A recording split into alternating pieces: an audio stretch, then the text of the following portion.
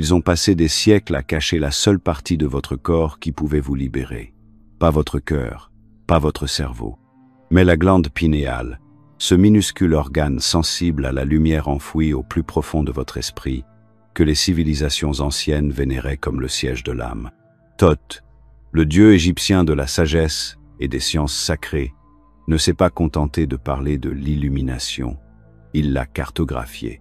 Et ce qu'il a laissé derrière lui n'était pas du mysticisme. C'était une méthode, une technique étape par étape codée en symboles, en rituels et dans le corps lui-même. Mais quelque part en cours de route, le monde a oublié. Ou plus exactement, on lui a fait oublier. Vous n'étiez pas censé ouvrir cet œil, car une fois que vous l'avez fait, tout change. Vous ne voyez plus le monde différemment, vous voyez au-delà. Et c'est là que leur contrôle prend fin. Ce n'est pas de la fantaisie. C'est de la physiologie, de la conscience et de la loi cosmique. Vous n'êtes pas ici pour vous divertir, vous êtes ici pour vous souvenir. Alors commençons. Pour la plupart des gens, la glande pinéale n'est qu'un terme curieux qu'ils ont peu être rencontré dans un manuel de biologie, survolé et ignoré. Une minuscule structure en forme de cône située au centre du cerveau, pas plus grosse qu'un grain de riz. Mais pour les anciens, elle n'était pas petite. Elle était tout. Elle était la passerelle entre le physique et le divin, l'organe qui permettait aux mortels de communiquer avec l'infini. Les Égyptiens la gravaient dans la pierre, les Hindous l'appelaient le troisième œil, et les Grecs la vénéraient comme le siège de l'âme. Et pourtant, aujourd'hui, elle est ignorée, ridiculisée, ou pire, systématiquement supprimée. Réfléchissez-y. Pourquoi les systèmes modernes s'efforce-t-il autant d'occulter quelque chose que toutes les traditions anciennes considéraient comme sacré? Parce que cette glande, cette soi-disant structure vestigiale, n'est pas simplement une partie de votre anatomie. C'est votre antenne, votre boussole interne vers une vérité supérieure. Elle reçoit la lumière, pas seulement la lumière physique, mais aussi la lumière spirituelle, la connaissance métaphysique et les fréquences qui contournent les 5 sens. Et que se passe-t-il lorsque vous commencez à l'activer? Vous cessez de croire ce qu'on vous dit, et vous commencez à vous souvenir de ce que vous avez toujours su. Vous cessez de réagir et vous commencez à voir, pas avec vos yeux, mais avec l'œil, celui qu'ils ont essayé d'aveugler. Mais ils ne se sont pas contentés d'ignorer la glande pinéale, ils s'en sont pris à elle. Avec du fluor, avec la lumière bleue, avec un conditionnement qui vous enseigne que tout cela n'a aucun sens. Vous pensez que c'est un hasard? Que votre eau potable contient par hasard un produit chimique qui calcifie cette glande et la rend lente et inactive? Que votre mode de vie vous expose de manière trop pratique à des fréquences lumineuses qui perturbent votre rythme circadien et la production de mélatonine, l'une des principales sécrétions de la glande pinéale? On ne vous a pas seulement appris à ignorer votre œil intérieur, on vous a appris à oublier son existence même. Et à mesure qu'il s'émoussait, votre vision s'émoussait aussi. Vous avez commencé à voir le monde uniquement à travers les apparences, les horaires, les écrans. Vous avez commencé à penser que la logique était la vérité et que tout ce qui était invisible devait être imaginaire. Mais Thoth ne s'exprimait jamais en termes logiques. Il s'exprimait en symboles. Il s'exprimait en métaphores. Non pas parce qu'il était vague, mais parce que ce qu'il désignait ne pouvait être réduit à des mots. La glande pinéale ne réagit pas aux arguments.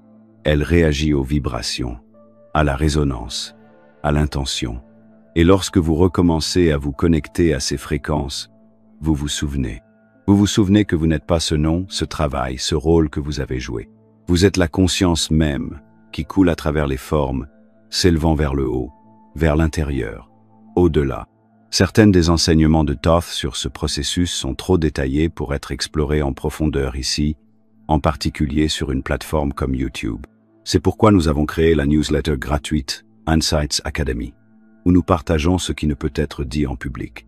Et pour une durée limitée, vous recevrez un exemplaire gratuit du Kybalion lorsque vous vous inscrirez. Il vous suffit de cliquer sur le lien dans la description. La raison pour laquelle cette glande est si redoutée par ceux qui cherchent à contrôler est qu'elle vous relie à quelque chose qu'aucun système ne peut gouverner. L'expérience directe de l'infini. La glande pinéale n'a pas besoin de dogme. Elle n'a pas besoin d'autorisation. C'est pourquoi les institutions, de la religion à la science, en passant par les médias, ont passé des siècles à la discréditer. Car lorsque vous l'ouvrez, vous n'avez plus besoin d'elle. Vous n'avez plus besoin d'intermédiaire entre vous et la divinité. Vous devenez le temple vivant, l'initié, le prêtre et l'autel. Thoth n'a pas demandé une croyance aveugle. Il n'a jamais dit « Adorez-moi ». Il a dit « Connais-toi toi-même ». Et la glande pinéale est la porte par laquelle commence cette connaissance. Mais ce n'est pas seulement de la philosophie. C'est un processus anatomique, une technologie interne. Les anciens ne devinaient pas. Ils savaient exactement ce qu'ils faisaient. Ils n'ont pas construit des pyramides pour s'enterrer. Ils les ont construites comme des chambres initiatiques, des résonateurs acoustiques réglés pour éveiller quelque chose au plus profond de nous. Et ce quelque chose commence au centre du cerveau, dans la glande pinéale, où la lumière ne naît pas du soleil, mais de l'esprit. Si vous avez toujours eu l'impression qu'il vous manquait quelque chose, c'est parce que c'est le cas. Pas à l'extérieur de vous, mais à l'intérieur. Et ce qui vous manque, ce n'est pas une croyance, c'est une connexion directe, vivante et lumineuse avec la source de votre être. Cette connexion a un emplacement physique et elle attend que vous vous en souveniez. On vous a dit que le divin se trouve là, bas, quelque part au-dessus des nuages, au-delà des étoiles, dans un royaume trop lointain pour être atteint. Mais Thoth n'a jamais enseigné cela. Ce qu'il a transmis n'était pas une religion d'adoration, mais une science de l'incarnation. Dans ses enseignements, le corps n'était pas une prison, mais un portail, un temple vivant, codé avec une géométrie sacrée, des courants alchimiques et des passages secrets. Et au centre de ce temple se dresse un pilier. Dans l'Égypte ancienne, on l'appelait le djed. L'anatomie moderne l'appelle la colonne vertébrale. Mais Thoth savait qu'il s'agissait de quelque chose de bien plus important. C'était l'axe entre les mondes, l'autoroute sur laquelle l'esprit monte et descend. Le djed n'a jamais été un simple symbole de stabilité. Il représentait l'être humain éveillé, un être qui avait élevé l'énergie de la base jusqu'à la couronne, allumant ainsi le soleil intérieur. Chaque vertèbre, chaque canal nerveux, chaque respiration que vous prenez fait partie de ce système. La colonne vertébrale n'est pas seulement une structure de soutien, c'est un conducteur. Et une fois que vous commencez à comprendre cela, vous réalisez que l'illumination n'est pas quelque chose qui arrive par hasard. Elle est conçue, pas à pas, respiration après respiration. La technique de Thoth ne consistait pas à s'échapper du corps pour atteindre des royaumes supérieurs. Il s'agissait de descendre pleinement en lui, de le maîtriser, l'aligner, car tant que vous n'activez pas le réseau interne du corps, les fréquences supérieures ne peuvent pas s'ancrer. Vous ne vous connectez pas à l'infini en contournant le corps. Vous vous y connectez en accordant le corps comme un instrument. Et la glande pinéale est la couronne de cet instrument, le point de résonance final. Le processus commence dans les centres inférieurs, la racine, le sacrum. Il ne s'agit pas simplement de chakras issus de la théorie New Age. Ce sont des emplacements physiologiques qui ont des conséquences énergétiques. Ils régissent vos instincts, votre survie, votre énergie sexuelle. Et cette énergie n'est pas destinée à être réprimée, elle est destinée à être raffinée, élevée. Lorsqu'elle est bien comprise, elle devient le carburant de l'ignition spirituelle. Mais la plupart des gens ne l'élèvent jamais. On leur apprend soit à s'y adonner sans fin, soit à la nier complètement. Les deux sont des pièges. Thoth a enseigné une troisième voie, la transmutation. Lorsque la respiration est calme et l'intention claire, cette énergie commence à s'élever. Elle ne jaillit pas vers le haut en un seul moment explosif. Elle s'enroule, serpente, grimpe, comme les serpents sur le bâton d'Hermès, comme les brins d'ADN. Ce n'est pas une métaphore, c'est un plan. Le djed est réel. Et à mesure que l'énergie remonte le long de son axe, elle active les glandes les unes après les autres, jusqu'à atteindre la glande pinéale. Vous n'avez jamais été destiné à compter sur une autorité extérieure pour trouver le divin. Vous avez été conçu pour en faire l'expérience directement à travers votre propre système. Et la beauté de cette conception est stupéfiante. La colonne vertébrale, le cerveau, le système nerveux, rien de tout cela n'est le fruit du hasard. C'est une architecture sacrée.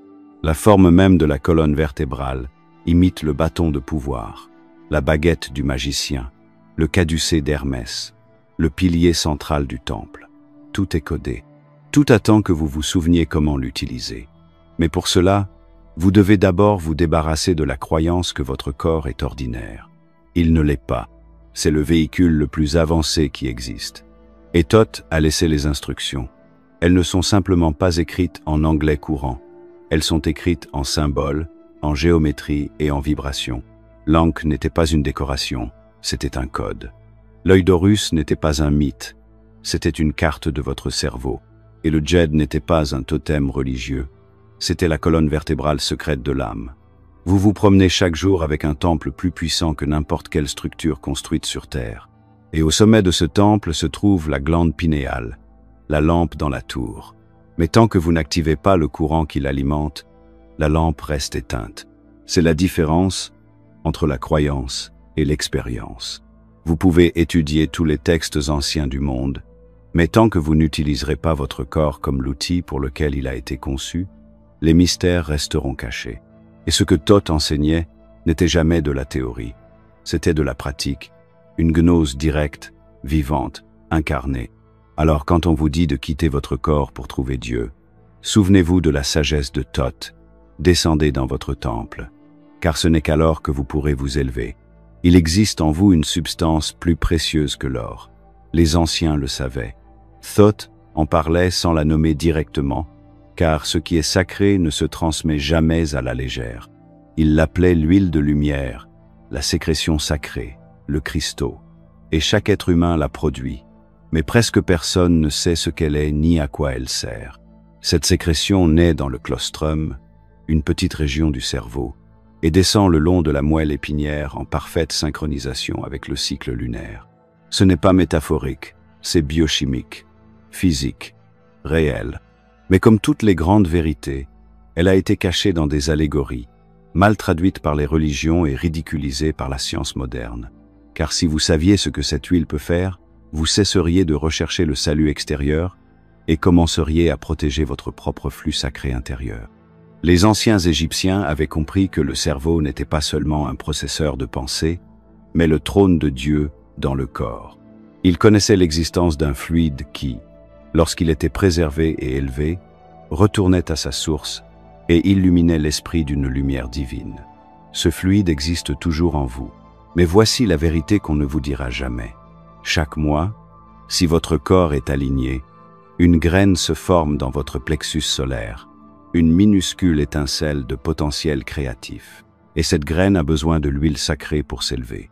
Si elle s'élève sans être perturbée, en passant par la colonne vertébrale et en activant les glandes sur son chemin, elle arrive à la glande pinéale où elle subit une transmutation. L'huile devient lumière. Le corps devient un temple. L'initié s'éveille. C'est pourquoi les traditions anciennes accordaient une telle importance à l'autodiscipline, non pas parce que le plaisir est mauvais, mais parce que l'énergie est sacrée. L'éjaculation, l'excès, le stress, la colère et les émotions négatives drainent le corps de son fluide vital. Et sans cette huile, la graine ne peut s'élever. Sans la graine, la lumière ne peut s'éveiller. Vous commencez à comprendre comment le monde moderne est parfaitement conçu pour interrompre ce processus, par la surstimulation, la dépendance, une mauvaise alimentation, des médias toxiques et des distractions perpétuelles. Car un corps qui perd cette huile n'a jamais assez de lumière pour s'éveiller. Et une population qui ne s'éveille jamais est facile à gérer, facile à vendre, facile à contrôler. Thoth ne s'intéressait pas au contrôle des autres. Ses enseignements s'adressaient aux initiés, à ceux qui étaient prêts à emprunter le chemin étroit, ceux qui comprenaient que l'alchimie ne concerne pas seulement les métaux, mais aussi le raffinement de soi. La sécrétion sacrée est votre or intérieur. C'est le feu liquide qui, lorsqu'il est traité avec respect, devient l'étincelle qui allume la glande pinéale. Vous n'avez pas besoin de croire que cela est vrai. Il vous suffit d'essayer de vivre d'une manière qui préserve votre énergie intérieure et de voir ce qui se passe. Une fois que l'huile commence à monter, tout change. Vos pensées deviennent plus claires, vos rêves deviennent plus vivants, vos instincts se renforcent, le voile commence à s'amenuiser. C'est pourquoi les anciens associaient ce processus à la résurrection, au phénix, à la renaissance du Christ. Il ne s'agissait pas de la mort au sens littéral, Il s'agissait de la mort de l'ignorance, le moment où la lumière revient sur le trône et où l'œil s'ouvre de l'intérieur. Ils ont codé cela dans tous les textes et symboles importants. Le pays où coule le lait et le miel, c'est votre cerveau, votre hypophyse et votre glande pinéale qui sécrètent des substances sacrées lorsqu'elles sont alignées.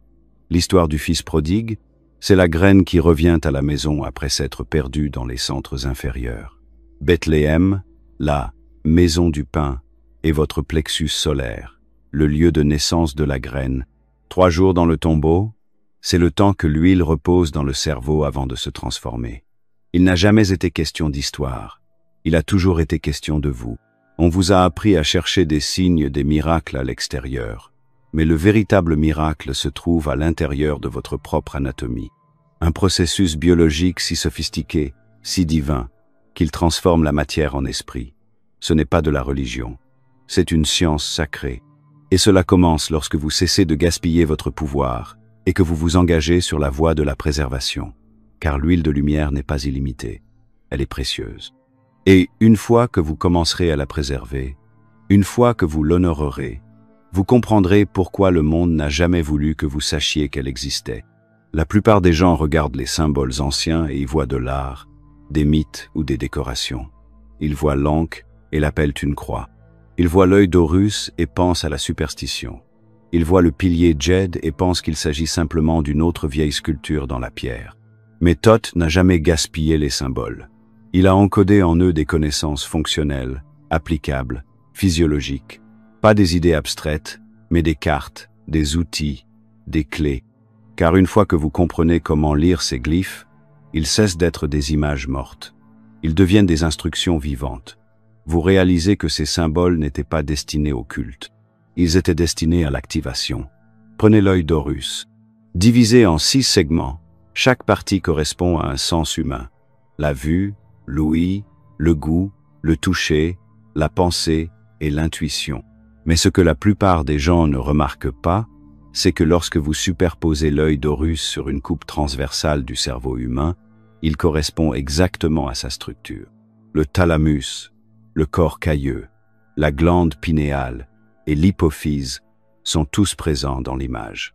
Ce n'est pas une coïncidence, c'est une précision anatomique. Un code caché, préservé à la vue de tous depuis des milliers d'années. Puis, il y a l'Ankh, souvent confondu avec une icône religieuse ou un symbole de vie. Mais c'est bien plus que cela. Le cercle supérieur représente la glande pinéale, le point zéro, le soleil, le récepteur, la ligne verticale et la colonne vertébrale, le pilier Djed, la barre horizontale, les bras de la croix, l'équilibre entre le corps physique et le corps énergétique. C'est un symbole, certes, mais c'est aussi un diagramme. Un diagramme qui décrit le processus que tous les mystiques, initiés et yogis ont tenté d'incarner. L'élévation de l'énergie intérieure, l'éveil de l'œil, la naissance de la lumière spirituelle à l'intérieur du crâne. Les symboles parlent un langage que le subconscient comprend. Contrairement au langage moderne, ils ne reposent pas sur la logique. Ils contournent l'esprit et s'ancrent directement dans le champ énergétique. C'est pourquoi les anciens les utilisaient partout, sur les murs des temples, les bijoux, les manuscrits et même leurs outils quotidiens. Car lorsque vous êtes entouré de symboles d'alignement, le corps se souvient, il réagit. Les systèmes dormants commencent à s'éveiller. Thoth n'enseignait pas seulement avec des mots. Il enseignait avec l'architecture, la géométrie, le son et le rythme. Il a codé des fréquences dans la pierre. Les pyramides n'ont pas été construites pour impressionner les dieux. Elles ont été construites pour résonner avec les harmoniques naturelles de la terre, créant un environnement vibratoire qui amplifiait le calme intérieur. Les initiés s'allongeaient dans les chambres et écoutaient, pas avec leurs oreilles, mais avec leurs os, leurs cellules, leur conscience. Chaque angle, chaque proportion, chaque chambre était conçue pour refléter la structure du corps humain et stimuler ses capacités cachées. Ce que nous avons oublié, c'est que le symbolisme est une science. Pas le genre de science que l'on apprend dans un laboratoire, mais la science sacrée du fonctionnement de la conscience à travers la matière. La géométrie n'est pas seulement des mathématiques, c'est l'empreinte digitale de la création. la spirale, le cercle, le triangle, toutes ces expressions universelles des schémas énergétiques qui sont en vous. Lorsque vous méditez à l'intérieur de certaines formes, votre champ énergétique change. Lorsque vous chantez des sons spécifiques, votre cerveau change de fréquence. Lorsque vous respirez en rythme, avec des proportions sacrées, votre système nerveux se réaligne. C'est pourquoi les enseignements de Thoth ont survécu, non pas parce que les gens ont préservé la doctrine, mais parce qu'ils ont préservé les formes, les codes, et même lorsque les textes ont été brûlés et les langues perdues, les symboles sont restés, gravés dans la roche, gravés dans la conscience. Attendant que quelqu'un comme vous cesse de les considérer comme de l'art et commence à les utiliser comme des instructions. Vous n'avez pas besoin de comprendre chaque détail dès maintenant. Vous devez simplement savoir ceci.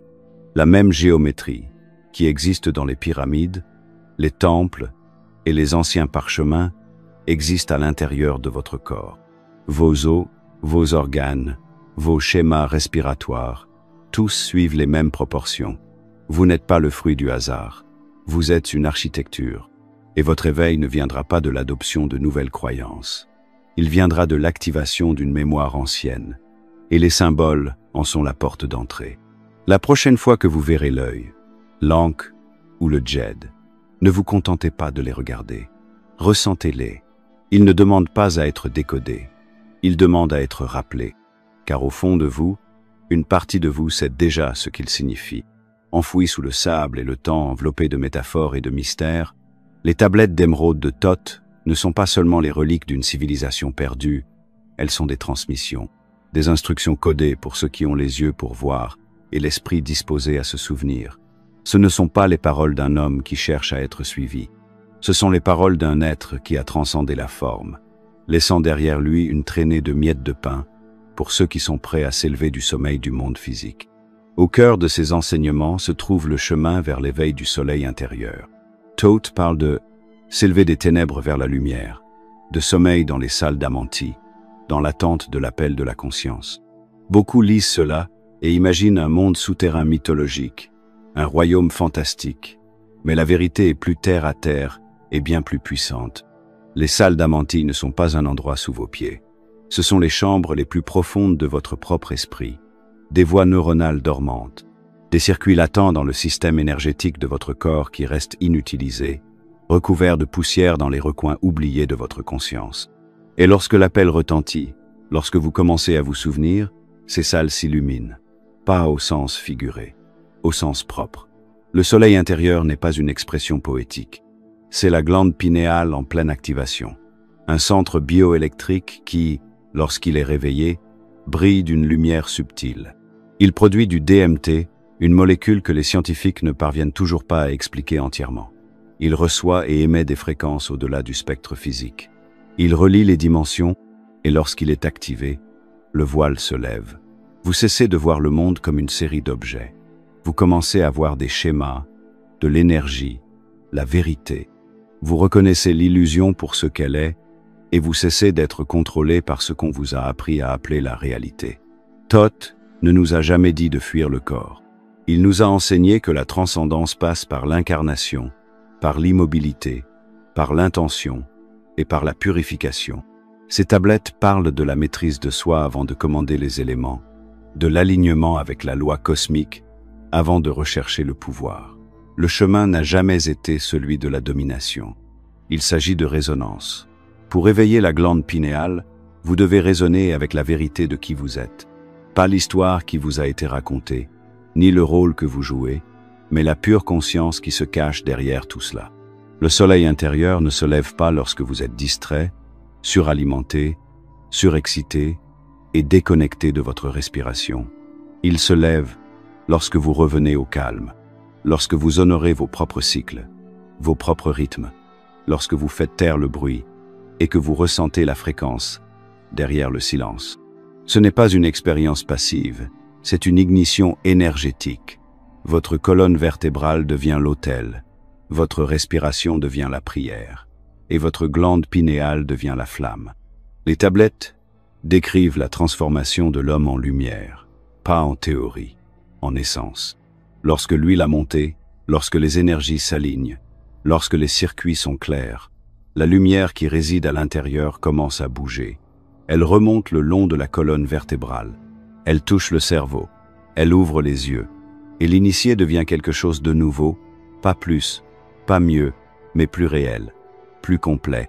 Il n'est plus fragmenté par les croyances, les traumatismes et le conditionnement, mais réintégré dans la source d'où tout provient. C'est pourquoi Thoth a écrit en code. Parce que cette vérité ne peut être comprise par l'esprit seul. Elle doit être ressentie, vécue. Vous ne pouvez pas lire votre chemin vers l'éveil. Vous devez faire le travail.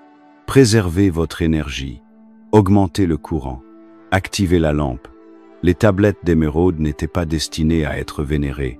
Elles étaient destinées à être appliquées.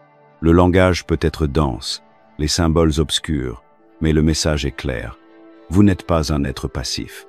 Vous êtes un instrument cosmique, construit pour canaliser la lumière à travers la forme. Et lorsque ce soleil intérieur se lève, vous n'avez pas besoin de validation extérieure. Vous n'avez pas besoin de système pour vous dire qui vous êtes. Vous devenez votre propre source de connaissances, votre propre guide. C'est ce que Thoth essayait de transmettre. Pas une doctrine, pas une religion, mais le souvenir de votre propre lumière. Car une fois que vous vous en souvenez, rien ne peut plus vous contrôler. Il y a une raison pour laquelle on ne vous a jamais enseigné cela, ni à l'école, ni à l'église, ni dans la soi-disant science qui se targue d'objectivité. Il y a une raison pour laquelle la glande pinéale est considérée comme un vestige. Pourquoi les enseignements anciens sont ridiculisés comme de la mythologie? Pourquoi des symboles comme l'œil d'Horus ont été réduits à des accessoires de mode? Ce n'est pas parce que ces connaissances étaient fausses, c'est parce qu'elles étaient trop puissantes. Et le pouvoir, lorsqu'il est placé entre les mains de l'individu, menace tous les systèmes fondés sur le contrôle. La sagesse de Thoth n'a pas été interdite parce qu'elle était dangereuse. Elle a été cachée parce qu'elle était libératrice. Elle vous rendait souverain, conscient de vous-même, impossible à manipuler. Et le monde qui s'est développé en l'absence de cette sagesse est un monde qui se nourrit de l'obéissance et non de l'éveil. Dès votre naissance, vous êtes conditionné à extérioriser la vérité, à chercher des réponses dans les institutions, chez les experts, dans les doctrines. Mais aucun de ces chemins ne mène vers l'intérieur. Aucun d'entre eux ne mène à la maison. Ils ont remplacé les temples par des églises et la géométrie de l'espace sacré par des murs de peur et de culpabilité. Ils ont remplacé la respiration par la confession, la préservation de l'énergie par la honte, la connaissance intérieure par la croyance aveugle. Ils ont transformé la transformation alchimique en péché et les symboles sacrés en signes d'avertissement. Tout ce qui vous orientait vers l'intérieur était présenté comme dangereux. Tout ce qui vous faisait remettre en question l'autorité était qualifié de rébellion. Et quiconque prétendait détenir la lumière en lui était crucifié, réduit au silence ou transformé en symbole de souffrance passive. La guerre contre la glande pinéale est bien réelle, pas seulement au sens figuré, mais aussi dans les méthodes utilisées. Le fluor dans l'eau, les aliments transformés qui engourdissent le système nerveux, une société qui glorifie la surstimulation et ridiculise le calme, tout cela fait partie d'une matrice conçue pour vous empêcher d'allumer cette lampe en vous. Car lorsque la glande pinéale s'éveille, l'illusion se dissout. Le voile se lève. Vous n'avez plus besoin de permission pour exister. Vous cessez de rechercher la validation. Vous commencez à voir à travers les systèmes conçus pour vous maintenir dans un cycle de travail, de consommation, de peur, de doute et de répétition. Pourquoi pensez-vous que les connaissances anciennes ont été poussées dans la clandestinité?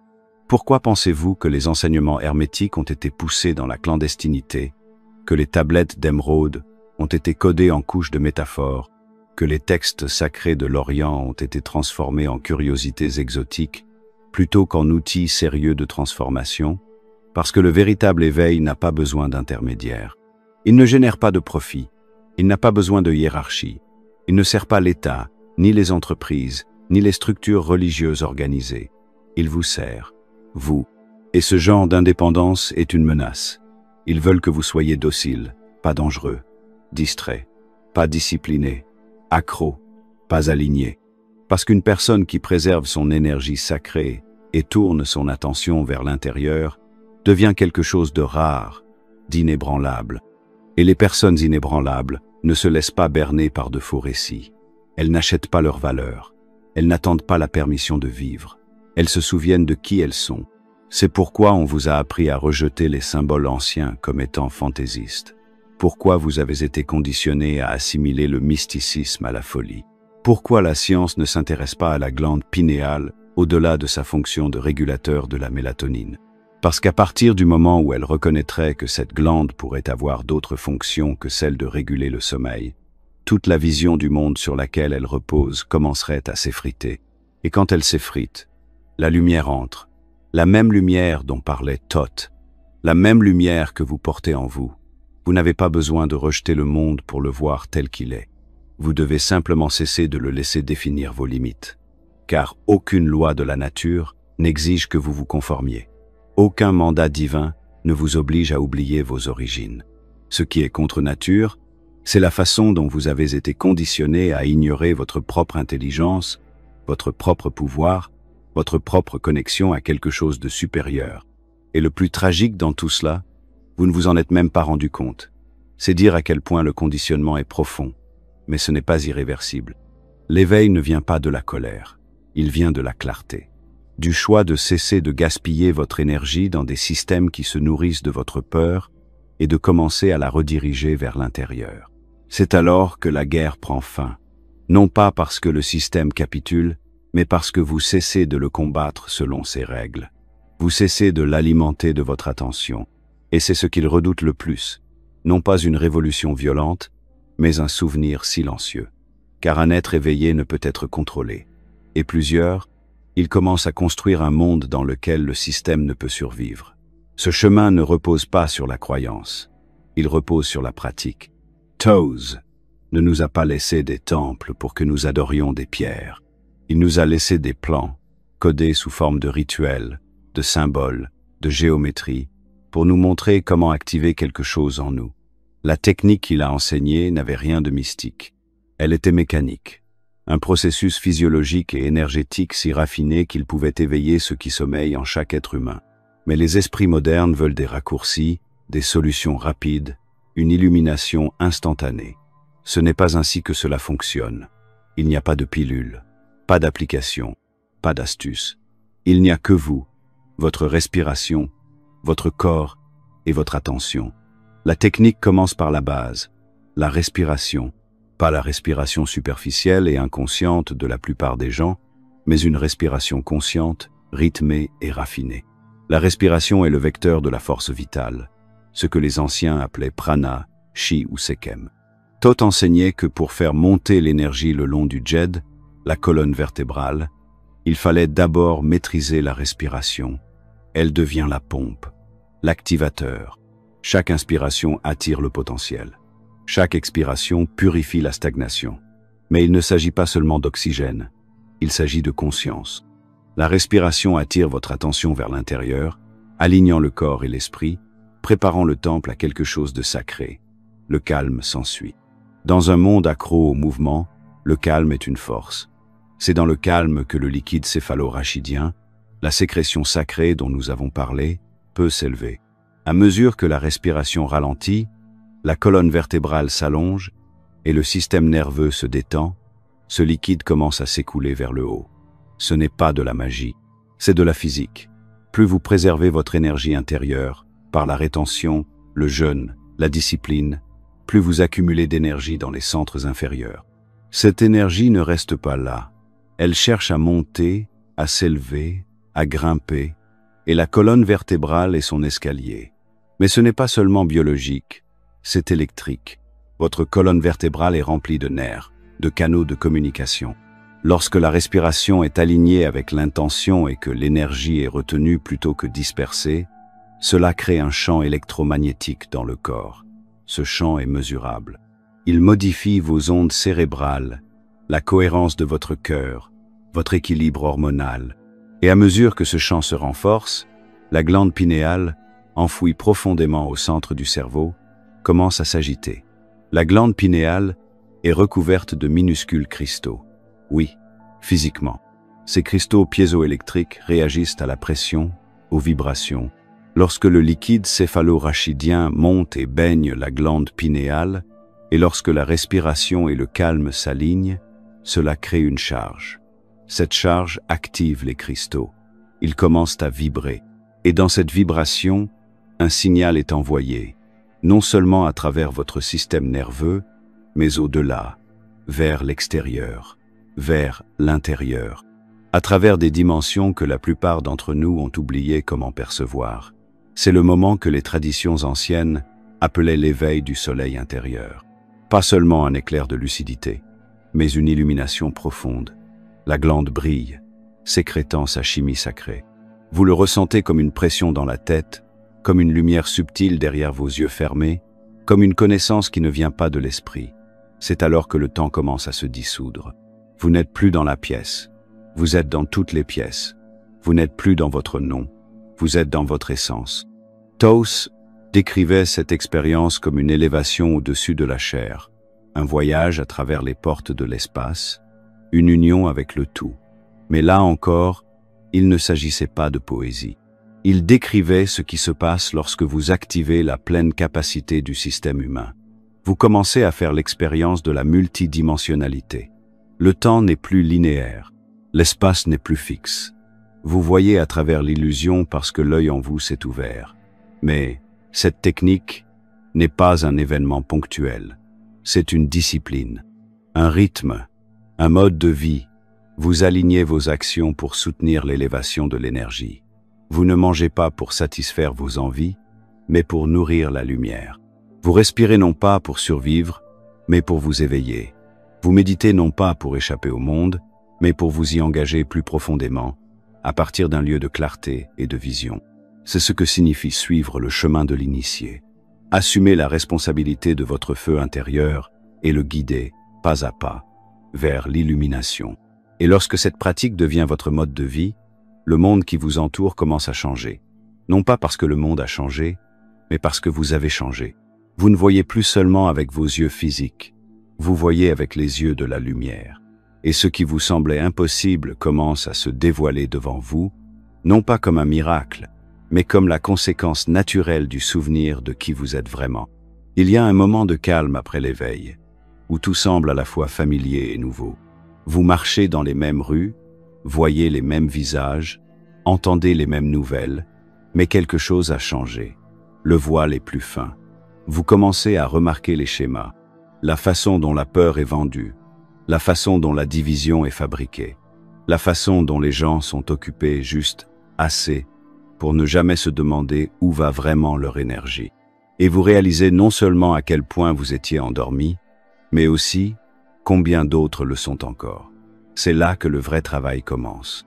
Car ce chemin n'a jamais été destiné à s'arrêter avec vous. L'éveil n'est pas une destination. C'est le début d'un retour.